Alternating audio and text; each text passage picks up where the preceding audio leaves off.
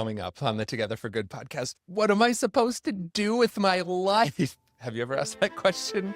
Let's talk about it. Here we go. Welcome to the Together for Good podcast, a podcast created by Bethany Lutheran Church in Cherry Hills Village, Colorado, and hosted by me, Pastor Nate Preisinger. On Together for Good, our goal is to provide practical, engaging content that supports you without expectations.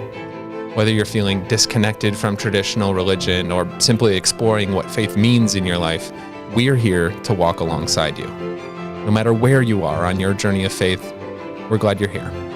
Welcome to Together for Good. Okay, what am I supposed to do with my life? Have you ever asked yourself that question before? I know that I have quite a bit, and that I'm honestly constantly in a state of asking that question again. And I think that that's a really interesting phenomenon in just the way that our world and our society is structured. We seem to be constantly forced into thinking that there's something better waiting just around the corner for us. And so you get into a job or a career and it suddenly doesn't feel like a good fit anymore. You're wondering, oh, is this really what I want to be doing? You're really annoyed by the annoying parts of whatever your role is. And you are starting to dream about the possibilities of something different. Yes, oh, my life will just be complete once I write the book that I've been dreaming about. Or my life will be complete once I shift into a totally, get a new degree, shift into something completely different than what I'm doing right now. This is the constant temptation that we live with. And in our society, in this capitalist culture, let's call it what it is, that's how things work. If you want something, you go and buy it. You can easily fix so many of your desires that you have. Oh, I really want this. I will order it on Amazon tonight, and it will magically arrive at my doorstep tomorrow morning. Looking at the structures of our world and these aspects of it, I think it's so obvious that we would then in the same breath also constantly be thinking that there's something in our life that needs to change. We can satisfy our needs and our desires for different commodities very quickly and efficiently. And so then that starts to permeate our thought process when we think about our career or our life's purpose. But obviously, I don't think that this is the best way to be living. It's one thing to impulse buy something on Amazon one night when you're feeling a little bit lonely, but it's another thing to impulse career shift. That can often be a much bigger, larger endeavor and not something that you can continually be doing. And more to the point, what lives at the heart of this is this internal longing and sense of lack that we seem to have. We feel like our life is incomplete, and so we go looking for ways to heal that incompleteness that lives within us. And it's not as easy as clicking add to cart. It's always something much more complicated than that. And I think that faith really speaks to this. There is something so important about the core message of Christianity, at least as I understand it as a Lutheran pastor. This core message is just that God loves us first and foremost. Rather than talking about original sin, we could get into that topic on another podcast. That's an interesting one. I also like to talk about original blessing, which is something, I did not coin that phrase, but it's always stuck with me. Because when you look at the creation story in Genesis chapter 1, the first thing that happens is that God acts. God doesn't wait for humanity to be good enough to create humanity. God acts first and gives life. Not just life, but first God gives light, and then God separates and fills in. And the creation poem in Genesis 1 is really beautiful, and there's a lot to it. But core to that story, I think, is this idea is that, God acted first. God created first. God looked at humanity and said it was very good first.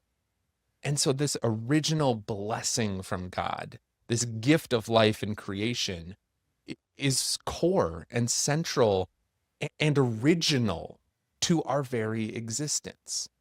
And so when you start with that theological point and that beginning space, now you realize that there's something good about you, something very good at your absolute core, even if you don't feel like it at the moment. Even if you feel like things are off and you need a shift or a change, that you are wasting this life that God gave you, you don't know what to do with it.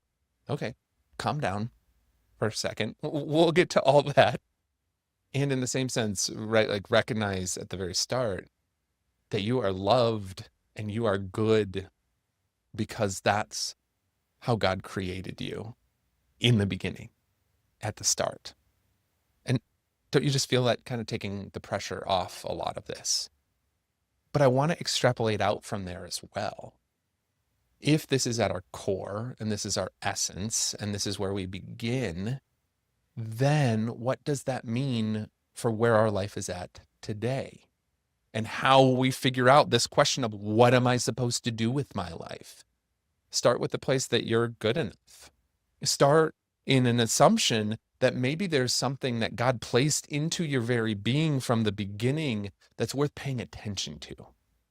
We do a lot of work here at Bethany, especially with our youth, about talking about one's identity, belonging, and purpose.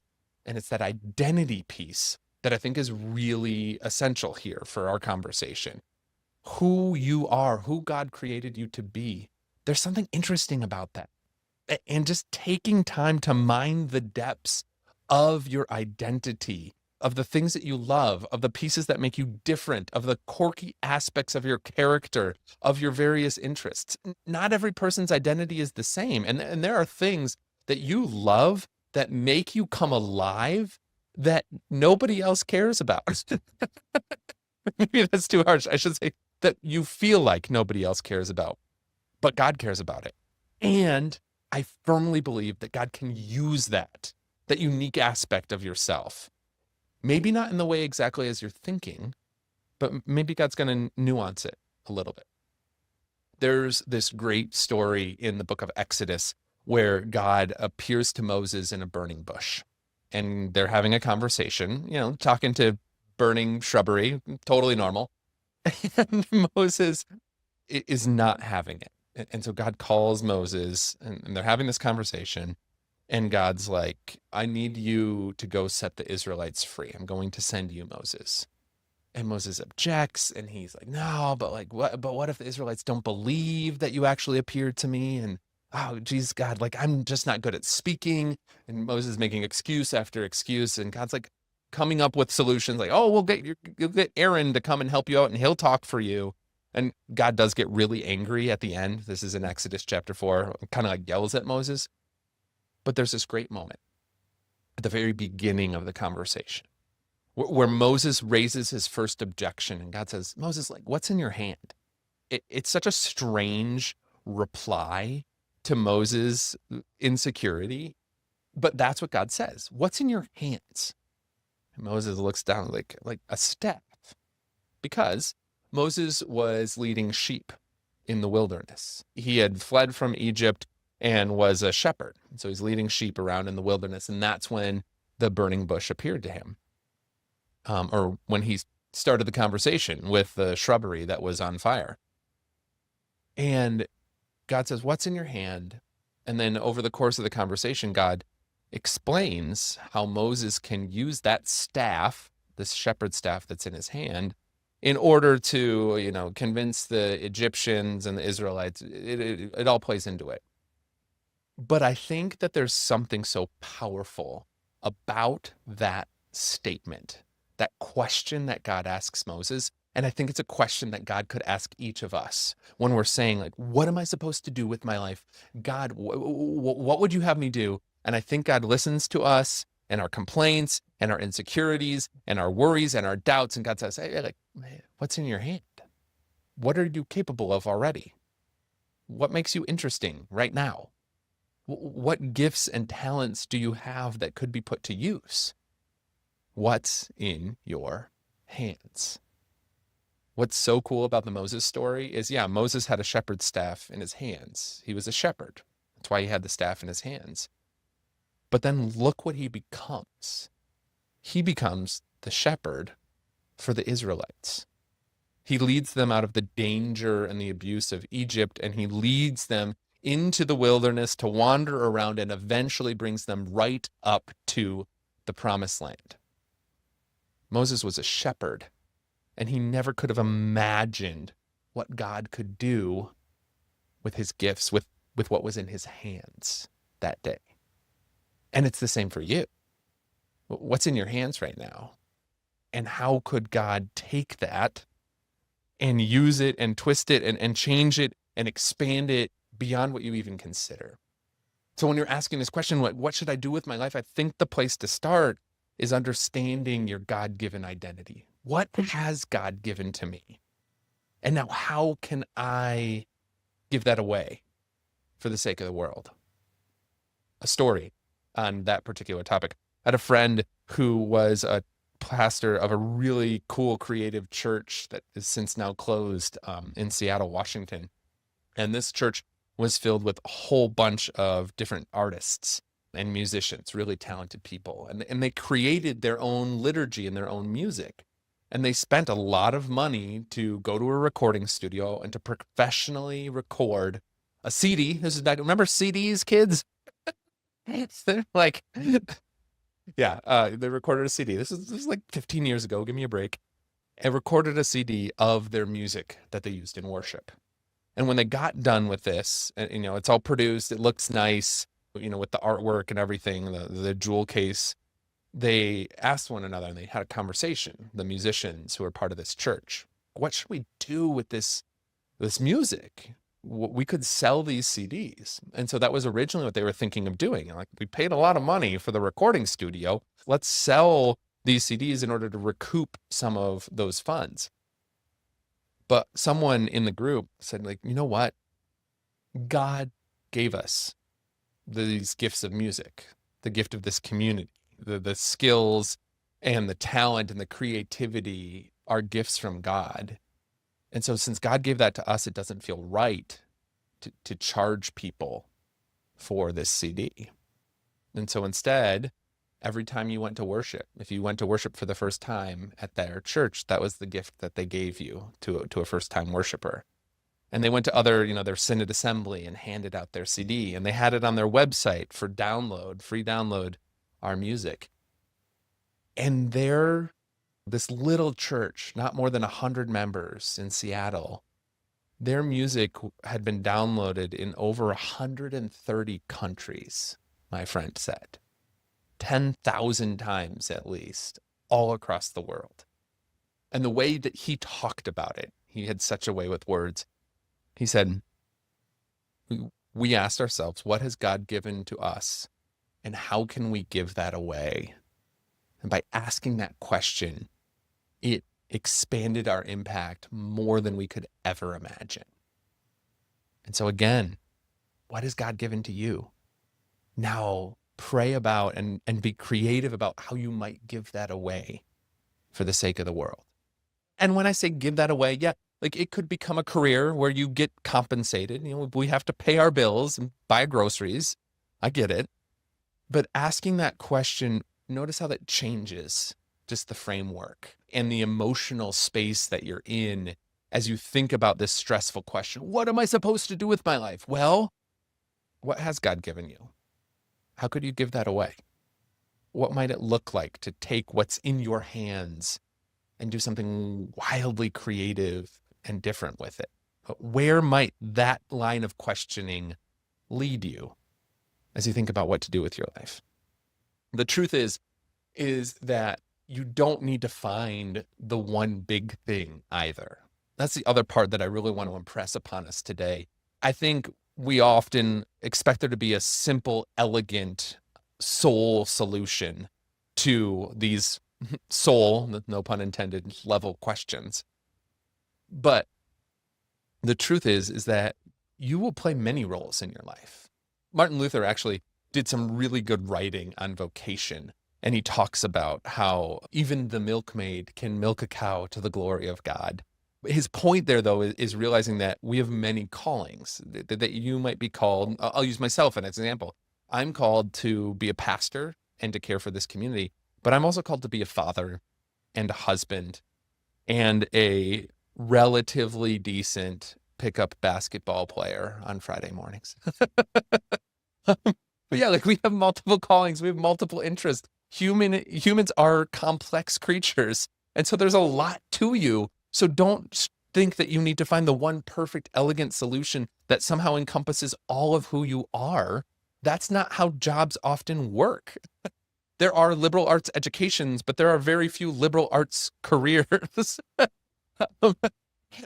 No, I had a liberal arts education here. No shade in that direction.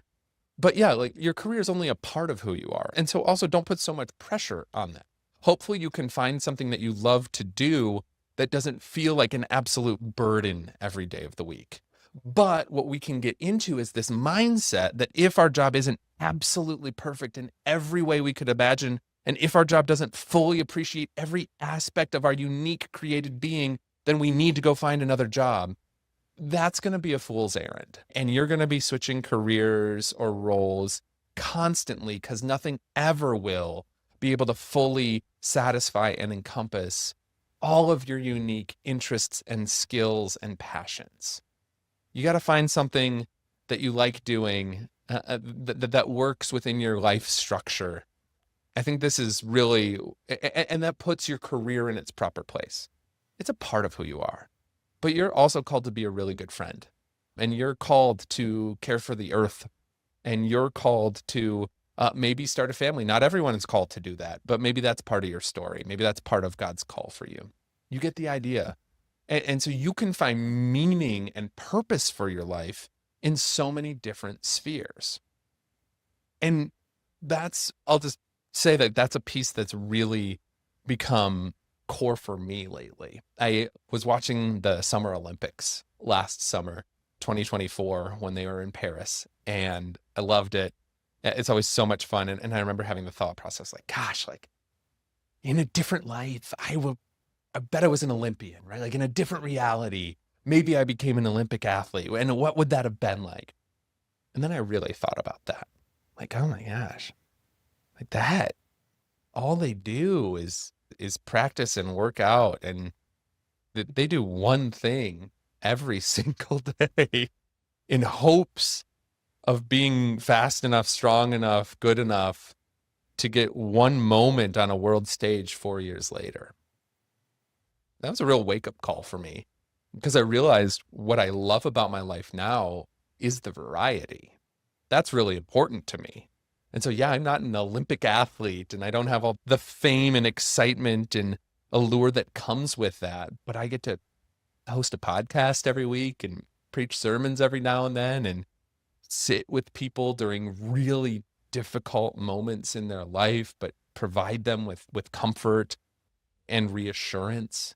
I get to plan Bible studies. I get to lead confirmation classes and connect with young people. And I get to go to senior ministries and eat lunch with our older members, right? Like my life is so rich and multifaceted, and I wouldn't trade that for anything. It just goes to show you, we always think the grass is greener on the other side. But you know what? That science has actually proven this. The grass is greener. When you look at your neighbor's lawn, the angle that you're looking at it from will inherently make the grass appear greener. It's science. But it's also true for our lives. We always think that the better thing is right around the corner. And I think part of what we really need to do is to learn to love the moment that we're in, to learn to love what reality is putting on our plate for the day, what God is entrusting to us in this particular moment, rather than always envying someone else or something else. We need to cultivate that gratitude. I saw a clip recently with Brene Brown, and she was talking about how gratitude and joy are inherently linked, that we discover joy when we cultivate gratitude. And so I think that's a part of this whole puzzle too, is not constantly being envious and thinking someone else's life is better. Oh, the Olympic athlete's life is so great. Like, you know what? I bet the Olympic athlete also has days like you do when they're just like, I just need to do something else. This isn't working. This is so frivolous. It's hard to be human. And I think that that's also the core message of our faith. There's so much in the scriptures just about the tumultuous nature of living this life. The Apostle Paul writes about how he cannot overcome the sin within him. He doesn't know why he does the things that he does. He just does them. And I think that's so profound. This person, Paul, who we put on such a pedestal, even he consistently struggled with the same sins again and again and again. And it's all just to say, being human's really hard, and you can't get this perfectly. There is no perfect career. There is no perfect calling. There is no perfect answer to what am I supposed to do with my life. And so instead, we trust in God to be with us this day and to help us find meaning and purpose this day. We trust in God to help us understand this identity that we've been given and the things that we are called to do, that are ours uniquely to do in this world. And we take a lot of the pressure off ourselves of trying to find the perfect answer or trying to find the perfect career, trying to find the perfectly crafted life's purpose. I think it's going to shift. And I think your purpose for life is going to change maybe each day. Some days I know that there's a lot needed and required of me here at the church. But other days, there's a lot needed and required of me at home because God's given me this multifaceted vocation and God's given you a multifaceted vocation as well. You don't just have one job to do. There's a lot that's entrusted to you. And that's a gift. That's the variety and excitement of life. Philosopher Kierkegaard, who grew up Lutheran, shout out Lutherans, he says life is about becoming a self before God. And he talks about this leap of faith of embracing meaning beyond proof.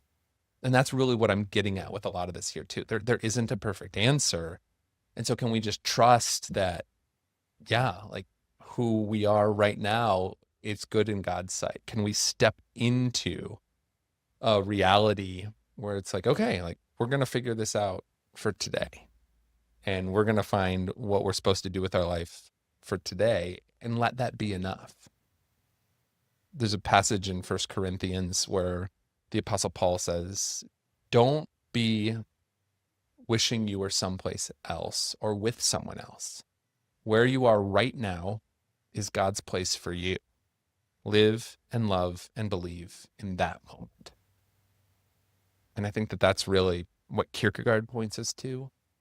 And I think that if we can, that there's just something so relieving about approaching life in that way, rather than shoveling this constant pressure to be something better or something more. There's so many good ways to spend your day and to make an impact and to change the world for the better. And maybe it's on a smaller scale and you have illusions of grandeur and you want to change the world. I love that. But also it starts like one little step at a time. And so can you allow just this moment, just this podcast to be enough, whatever it might be? One more piece about identity and just a tool for you. I love the Enneagram. I've recorded other podcasts about the Enneagram, which is this personality test. But what I think is really valuable about it in particular is it's helping you see and understand the ways that your identity relates to other identities. So it's a very relational model and approach. But in addition to that, the Enneagram also helps you understand not just who you are and your shortcomings and your pitfalls, but how all of this sort of interplays and how the best parts of who you are can also create this shadow side that leads to some of your more destructive tendencies or habits. So just to use myself, I'm an Enneagram 3. And so Enneagram 3s are tempted to chase after success as their purpose. It's why I wanted to be an Olympian. Like, everyone, look at me.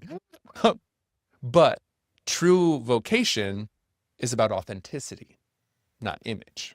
And so this is what the Enneagram as a spiritual tool has really helped me discover. It's like, okay, this is who God's created me to be. And that's awesome. I love success. I achieve. I get things done. But you know what? In the same moment, Sometimes I go too fast and I leave people behind in my pursuit of achievement. Sometimes I let my ego lead the whole way and I don't allow other people to shine. You can see how both are true and how they easily happen together like that. So you can learn a lot more about the Enneagram. You could probably search back on old podcast episodes. I'll link some in the show notes. But also, just related to our whole conversation, I made this fun little book. Who am I? It's a devotional booklet. We'll make it available for download. It's a choose your own adventure. I know, because I've always wanted to write a choose your own adventure book. And it also helps. It's a very introductory text for the Enneagram. So you can kind of go through and answer some of these questions, and then you turn to the pages and you'll sort of discover a possibility of what your type might be. And then there's some specific Bible verses and practices that relate to your unique type.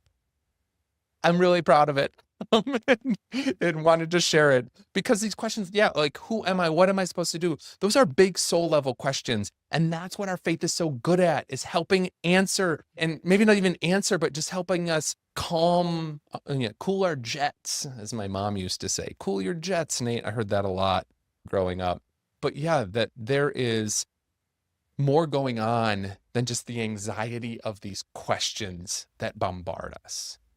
And so if today you found this podcast because you just feel rudderless and like you don't know where your life is going, I want you to know that your life is already somewhere, and that somewhere is important right now. And it may not feel like it, but there's something in your hands.